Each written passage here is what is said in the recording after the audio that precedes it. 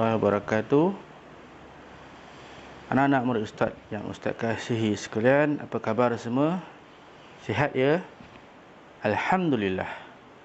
Baik, InsyaAllah hari ini kita akan sambung pelajaran kita, okey, tentang pendidikan Islam, iaitu unit 2, muka surat 128, iaitu tajuk tentang ilmu dituntut, adab dipelihara. Okey, boleh. Di dalam tajuk kali ini, kita akan membincangkan tentang dalil nakli, tentang pembahagian ilmu, tentang pengertian dan kepentingan ilmu fardu ain, dan juga kita akan belajar tentang pengertian dan kepentingan ilmu fardu kifayah. Okey, ada 4 perkara yang kita akan belajar pada hari ini. Boleh ikut? Okey, bagus. Sebelum kita teruskan, terlihat artikel yang Ustaz sediakan ni, di mana dalam artikel yang bertarikh 22 November 2019 terdapat beberapa pelajar yang berjaya mendapat keputusan 6A dalam peperiksaan UPSR. Di dalam artikel tersebut ada menyentuh tentang rahsia ataupun resepi bagaimana diorang berjaya. Antaranya ialah tidak meninggalkan solat. Ya, perlu jaga solat. Dan yang kedua ialah menghormati ibu bapa serta guru. Itu yang paling penting. Dua tu penting. Okey? Itulah antara rahsia-rahsia mereka dalam mencapai kejayaan yang mereka kejar. Awak pun boleh berjaya sekiranya awak amalkan adab dalam pelajaran. Okey, boleh? Bagus. Baiklah. Sekarang kita masuk dalam dalil nakli, iaitu dalil yang menyuruh kita menuntut ilmu. Baik. Dalilnya ialah, ikut Ustaz baca sama-sama, boleh? An Anas bin Malik radhiyallahu qala Rasulullah sallallahu alaihi wasallam, talabul ilmi faridatun ala kulli muslim. Maksudnya, daripada Anas bin Malik radhiyallahu anhu, Rasulullah sallallahu alaihi wasallam bersabda, menuntut ilmu ialah fardu bagi setiap orang Islam. Baik. Maksudnya kat sini, kita dituntut untuk menuntut ilmu. Okey? Sebab itulah awak pergi ke sekolah untuk belajar, untuk menuntut ilmu. Nabi yang suruh. Nabi yang cakap. Okey? Boleh? Itu adalah dalil nakli. Baiklah. Sekarang kita masuk dalam bab pembahagian ilmu. Okey? Ilmu terbahagi kepada 2. Okey, yang pertama ialah fardu ain. Dan yang kedua ialah fardu kifayah. Fardu ain dan juga fardu kifayah. Boleh? Apa dia? Fardu ain dan juga fardu kifayah. 2 saja. Okey. Apa maksud fardu ain? Okey. Fardu ain bermaksud ilmu yang wajib dikuasai oleh setiap umat Islam. Ustaz ulang sekali lagi. Ilmu yang wajib dikuasai oleh setiap umat Islam. Semua umat Islam wajib menuntut ilmu fardu ain. Wajib belajar. Sekiranya dia tak belajar dan dia tak lakukan fardu ain tersebut, dia berdosa besar. Ini ialah dosa individu. Kalau dia tak buat, dia berdosa. Contohnya ialah solat fardu. Okey? Solat fardu 5 waktu. Selain itu, contoh fardu ain ialah menutup aurat.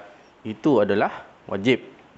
Dan juga berpuasa di bulan Ramadan. Sekiranya tak berpuasa di bulan Ramadan tanpa sebab-sebab yang dibolehkan, maka berdosa. Faham? Itu ialah fardu ain.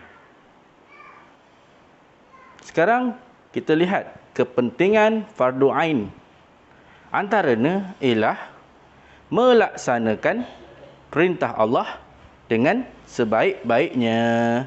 Okey, di mana kalau kita dah tahu bahawa fardu ain tu bila kita tak buat, kita akan berdosa. Jadi kita akan cuba laksanakan perintah Allah. Baik, yang kedua ialah membentuk pribadi yang sempurna. Ya, bila kita amalkan ilmu fardu ain dalam kehidupan harian kita, insya-Allah kita akan membentuk pribadi diri kita yang sempurna. Okey. Yang ketiga, menegakkan syiar Islam. Sebagaimana kita tahu, fardu ain ni ialah perintah daripada Allah. Jadi bila kita lakukan perintah Allah, kita akan tingkatkan ataupun kita akan menegakkan syiar Islam. Okey. Baik, yang seterusnya, yang keempat ialah hidup bahagia dan sejahtera. Kalau kita amalkan fardu ain ilmu, kita lakukan, okey, setiap hari dalam kehidupan kita, insya-Allah hidup kita akan bahagia dan sejahtera. Boleh?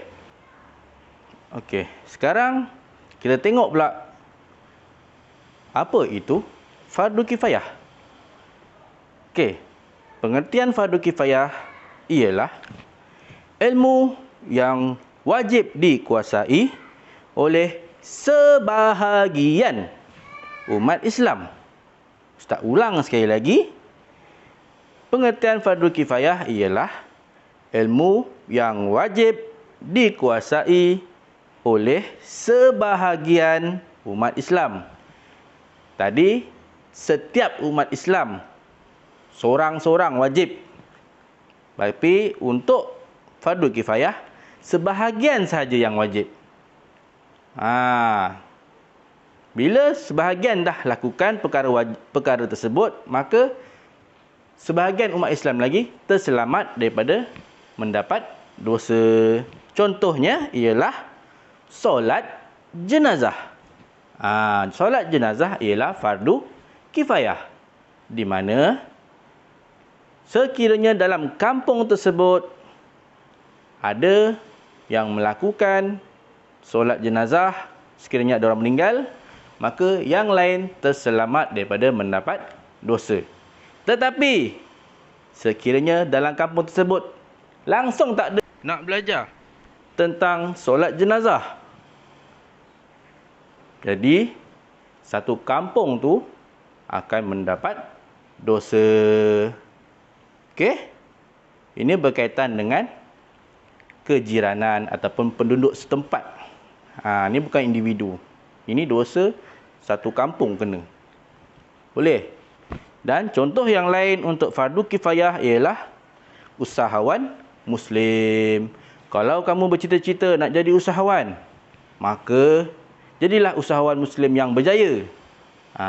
Itu adalah salah satu fardu kifayah. Okey. Nak buat produk apa? Contohnya tentang produk kicap. Keluarkan produk kicap yang bermutu, yang mewakili orang Islam. Kan bagus, walaupun kicap sahaja. Okey? Itu pun adalah salah satu fardu kifayah. Okey, boleh ya? Baik. Sekarang kita lihat kepentingan fardu kifayah. Okey, antaranya yang pertama ialah mewujudkan masyarakat yang bekerja sama. Bila kita belajar tentang ilmu fardu kifayah, kita bekerjasama, membantu antara satu sama lain. Hari ni hari saya, mungkin esok hari awak. Kita saling bantu-membantu. Okey. Bagus. Seterusnya yang kedua ialah melahirkan tenaga pakar dalam semua bidang. Awak belajar tentang keusahawanan, belajar tentang geografi, belajar tentang sejarah, belajar tentang matematik. Itu semua untuk awak menjadi pakar dalam bidang tersebut. Kalau awak jadi jurutera, awak pakar dalam bidang jurutera. Awak jadi doktor ataupun nurse, awak pakar dalam bidang tersebut. Sama juga kalau awak jadi cikgu, awak pakar dalam mengajar. Okey, boleh? Okey, bagus. Seterusnya yang ketiga ialah meningkatkan ekonomi negara. Contoh, kalau awak jadi usahawan Muslim yang berjaya, contoh macam Syed Mukhtar. Dia salah satu seorang usahawan yang berjaya. Tengok, dia akan meningkatkan ekonomi negara. Bukan usahawan sahaja. Contoh, banyak lagi pekerjaan-pekerjaan yang boleh meningkatkan ekonomi negara. Seterusnya yang keempat, kepentingan fardu kifayah ialah umat Islam bertambah maju. Betul. Bila kita sentiasa mencari ilmu, ilmu kita akan bertambah. Jadi bila kita bergabung, orang Islam bergabung, maka umat Islam akan bertambah maju. Umat Islam tak akan mundur. Boleh?